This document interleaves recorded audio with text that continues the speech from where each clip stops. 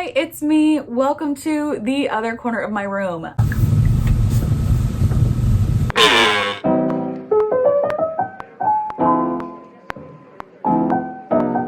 The reason I'm over here today is because I wanted to film. I felt the urge to film. And if you're someone like me who gets into slumps often, reading slumps, filming slumps, whatever kind of slumps they may be, when you get that urge, it's important to take advantage of it, right? So I did my makeup, I matched my eyeshadow to my shirt, I was ready, and then I looked at my filming space and I went, oh my God. So instead, I'm bringing you to my desk, which I tend to keep a little bit cleaner because I have virtual work meetings and I don't want my coworkers to roast me any more than they already do. So here's my Harley Quinn collection. Aren't they nice? Aren't they lovely? I love them all so much. I have some more on the little desk shelf hat thing, but you can't see them because it's over there. But I love them. I love them very much. Oh, my water bottle's been in the shot. Okay. That's my water bottle. It's gonna be in the shot. You guys know I drink water. If you're someone like me, I add a book to my TBR on Goodreads or Storygraph, and then I never think about that book again. If I add a book to my TBR, it is very, very unlikely that I will go out of my way to actually read that book. Because the books that I end up reading are books that I hear about constantly, or see constantly, whether it's the books that are staring at me on my shelf or on my Kindle, or the books that my friends talk about on Twitter and YouTube, right? So I am here to talk to you and hopefully bring to your attention a book series that either maybe it hasn't been on your radar, or you've added it to your TBR because of the covers or because of the synopsis. You need to bump it up. You need to read it right this second because it will wreck your life in the best possible way. It is so good. And we are going to talk about today 10 reasons why you should read the Cute Mutants Saga by S.J. Whitby. And I have a list. I have a list for you to keep on track because I didn't have a list earlier and I was just talking. So what is the Cute Mutants Saga? Without going into too much detail, because I think this will kind of come out as we go through the list, Cute Mutants follow a group of teenagers who accidentally get superpowers. And it's the best. It's just the best. And the number one reason, this isn't in any order, but the number one reason why Cute Mutants grabbed my attention from the get-go is that it has real life references that aren't cringy. And what I mean by that is two things. The first one is that the character literally makes references to Vine that had me rolling, like Vine and GIFs and like the This Is Fine dog, like I was rolling on the floor. But the other thing is that whenever a book takes place in our world, but with something added, like magic or powers or something, to me, ever since I was a kid, there's always been a disconnect because inevitably there's something that I wouldn't do. And what I mean by that is if I ever woke up in a situation where I had superpowers, my first frame of reference would be the superhero media that I have consumed. Comic books, television, movies, right? And because of licensing and copyright and things like that, books very rarely get to feature these things fully fleshed out. And so you have books where characters, suddenly get superpowers and it's just like this character. And if I had this power, I would be like, oh my God, I'm Iron Man now. But they're not saying that. And so to me, it's like a disconnect. It's a personal thing. And, or it's a situation where a character wakes up and they learn that they are the son of a Greek god. And in my situation, I'm like, oh, I'm Percy Jackson. Where's Logan Lerman? Because I'm coming for you now. Mythology is real, and the gods are controlling the world secretly. 3, 2, 1, go! Welcome! Percy Jackson and the Olympians, the Lightning Thief. But they don't make references to Percy Jackson because that's a separate book series than the one that this hypothetical story is taking place in. And what I really love about Cute Mutants is the main character, Dylan, she is obsessed with the X-Men. So the second she has superpowers and other people around her have superpowers, she's like, this is just like the X-Men. And she makes references to issues and arcs and specific characters, and it is delightful, and it is even made better by the fact that everyone around her is like, we have no idea what you're talking about whatsoever.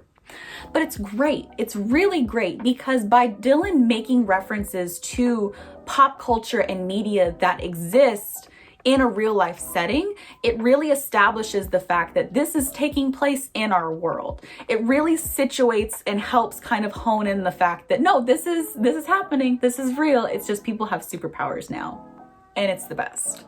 Not only does it make references to comic books, but Cute Mutants is written like a comic book, and I mean that in the best way. There are a lot of people who look at the cover of Cute Mutants, which is another thing. Let's talk about the covers first. Okay, number 2 is the covers. Read these books for the covers. Here they are. They're gorgeous. That's number 2. Okay. Number 3, they are written like a comic book. Now, the reason I brought up the covers is because a lot of people see the covers and think that Cute Mutants is a graphic novel series. I was one of these people. I saw the covers and I saw that the series was titled as Cute Mutants Volume 1, Cute Mutants Volume 2, and it's actually tagged, their user tags on Goodreads as graphic novels. So a lot of people think it is a graphic novel. It's not. It's a novel, and it's so good because it is written like a comic book. It is punchy, it is fast-paced, it is always moving, but it leaves time for character growth and development. It is so good, and that is why I cannot stress to you guys enough that it reads like a comic book, and you can fly through a comic book, right? You can fly through these books because the second you pick one up, you are not going to want to put it down. It is so good. The characters have superpowers, but they are unique powers, and they have interesting drawbacks, right? This is reason number 4. You can keep track. I think I'm going to stop keeping track, but I promise there's 10 reasons if you like list them all out. Welcome to WatchMojo.com, and today we're counting down our picks for the top 10 lies. But without going too much into spoilers, the characters all have unique powers, right?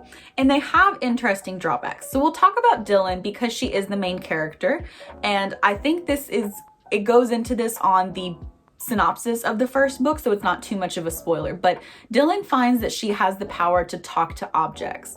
And this is hilarious because this is not exactly a power that is designed for superhero-ness. But some of the drawbacks are you can't talk to every object, right? She can't talk to every object. It's only certain ones. And then the ones that she can talk to, she still has to learn how to work with them, learn how to talk to them, learn their kind of how they operate, how they function, what they want, and talk to them like they are people. So she's not like forcing them to do what she wants. She's talking to them like they're people in order to have them help her. And there's a bunch of objects that just like kind of follow her around because they love her, and it's just wonderful. But it's like when you think of a superhero, my first thought is not a character who talks to objects. And I really love that in a situation where you have a character who has all of this knowledge of all of these comic book characters with wonderful, super incredible powers. She's like, I talk to objects? okay. But her power ends up being super useful. That's why you have to read it to find out. Number 5? I think I'm gonna stop keeping track. It's 10. I promise you it's 10. You want a found family book? This is nothing but found family. This series is nothing but a group of teenagers finding family over and over again because they lose themselves, they find each other. It is so good. And this also goes into if you want a found family, it is also a hurt comfort trope book. Let's say that's number 6, okay? I think I'm gonna stop keeping track. Hurt comfort trope. This is a trope on fan fiction. If you are someone like me who reads a lot of fan fiction, when you see that hurt/comfort tag, you bookmark immediately. And what hurt comfort is it's characters who are in a situation where something bad happens, and then afterwards there is some element of comfort, be it like care or someone helping you or someone making sure that you're okay. And it is a very, very nice thing to have in that life. And there's a really, really beautiful scene in the first Cute Mutants book where the characters, they go out to fight like their first battle as superheroes, and they get their asses handed to them. And then they find themselves like in one of the characters' kitchens, and they're just kind of like stitching each other up and like putting band-aids and you know, making sure that everyone's okay. And it's just this really, really wonderful scene that emphasizes that these people were brought together by circumstance, but they really do become a family. Next up, we have, I think this is number 7. I think I'm back on track. I think I'm gonna stop keeping track. No, I'm not. I'm not on track. I've lost count of the numbers. Next up, we have a sapphic relationship that is the main focus of the saga. This one I won't go into at all because it is not the relationship that is established when the book first starts. So I won't go into it, but I promise you it is a sapphic relationship and it is the best. It is so good. It is so good. And it's a relationship also where the characters have very healthy communication, and sometimes they get into arguments or disputes, but they always talk it out afterwards and make sure they understand where each other is coming from. And they also understand that you can have an argument with someone that you care about and still care about them. And that's something that's really important to emphasize. I think there's a trope in books where it's like the third act breakup, right? Where you just have this big blow up and then you don't speak to each other and you're separated and then you come back together. And in a lot of narrative situations that works, but I think it's also important to understand that there are also situations where you can have these altercations, kind of disputes with people because you're both coming from different places, but you still care about each other. And just because you're mad at someone doesn't mean you don't still love them. And Cute Mutants really, really hammers that home, and I'm really grateful that they do.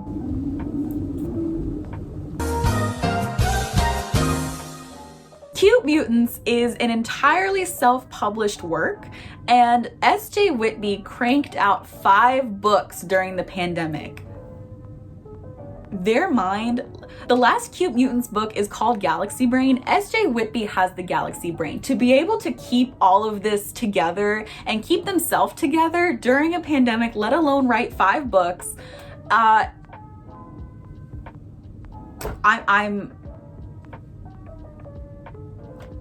blown away. I'm blown away.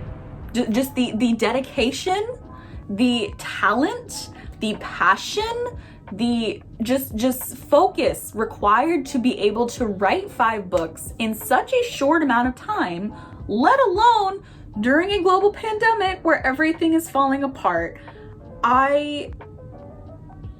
It's great. It's just incredible.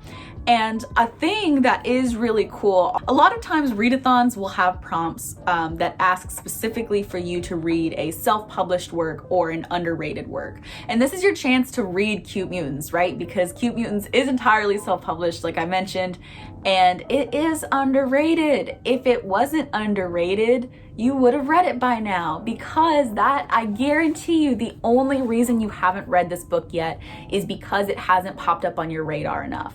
It is so good. I cannot stress to you guys enough how good it is. And finally, the last reason, because if you count them, there's 10. I think I'm gonna stop keeping track.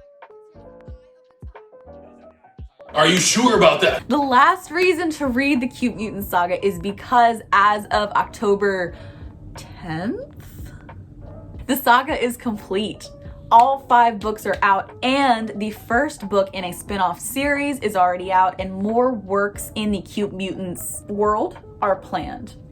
And that's exciting, because if you start reading Cute Mutants now, you don't have to go through the pain of, oh God, it's gonna be 2 more years before I can find out what happens, right? You already have 6 books, 5 in the complete saga to go through. They're all out, and as of the time of this filming, they're on sale, and I believe you can get all 5 of the ebooks for $10 if you live in America, I think. Don't quote me, I'm probably wrong, but they're on sale sometimes.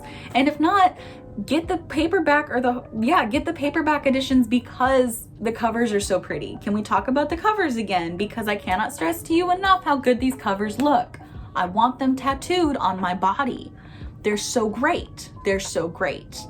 And they're the best. Cute Mutants is one of those series that I really truly believe will stick with you for a long time, because full disclosure, I've only read the first 2 books and I am still was like, I need to tell the people need to know about Cute Mutants. Sometimes self-published work gets a bad rap, and there's this kind of conception that it is of a lesser quality. And that is so far from the truth, I cannot even begin to interrogate how wrong that is, because Cute Mutants is without a doubt one of the best series I have read in my entire life. And I'm only 2 books in, and it's so good.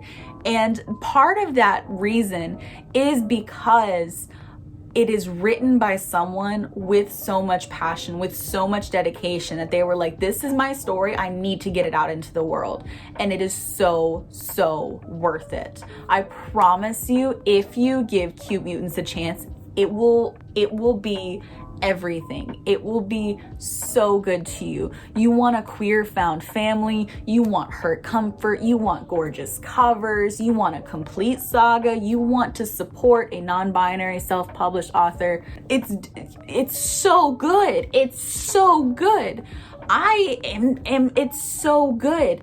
S.J. Whitby does not even know that I exist. This is not any way compensated or asked for. This video is made by someone who read a series that was like, I am obsessed in every sense of the word. And this is the series that I've been looking for a long, long time. Just the kinds of experiences that these people have, that even with these big superhero battles, there's times to have real human connection and real relationships. And that's something that is so, so important, particularly when this world is just so much. The world is just so much. And that is why Cute Mutants needs to be read, because it is a testament to the fact that even when the world is so much and everybody in the world is against you, you still have people around you. You still have a family, right? And it is so good. I love Cute Mutants, you guys. It is so good. I can't say anything other than that. Like, I literally cannot, I don't have any other words other than read Cute Mutants. Oh, and let me know if you do. Let me know if you read it. Tag me or DM me or come by my house. Like, just do it. Don't come by my house. Long story short, read Cute Mutants. Okay, bye.